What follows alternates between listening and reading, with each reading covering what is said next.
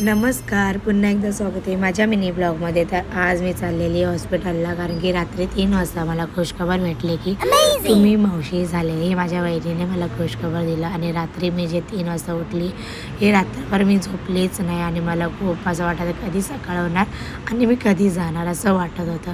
आणि एवढं रडायला येत होतं मला, कारण की मला आई वडिलांची खूप आठवण येत होती, कारण की त्यांना पण हे हॅपीनेस म्हणजे त्यांना भेटावं आणि ते आमच्यासोबत नाही आहे. खरं असं म्हणजे वाटतं कधी कधी हे सगळ्यांना होतं, म्हणजे ज्यांना आई वडील नाही आहे ना, ते त्यांना दुःख जाणवतो, हे खरं आहे.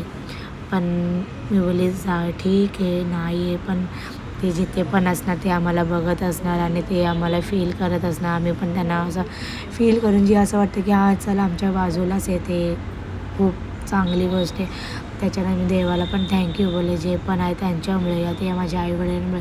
त्याने कुठे ना कुठे चांगले कर्म केले असल्यामुळे चांगले आजचे दिवस आम्हाला दाखवते, चांगले दिवस दाखवते आणि चांगलं काय भेटते तिथं. मग त्याच्यानंतर माझा बाबू पण एवढा मस्त खेळत होता ना तिच्याबरोबर, म्हणजे तिला जुळवत होता, तिला खेळवत होता, तिला नुसता पप्पी देत होता.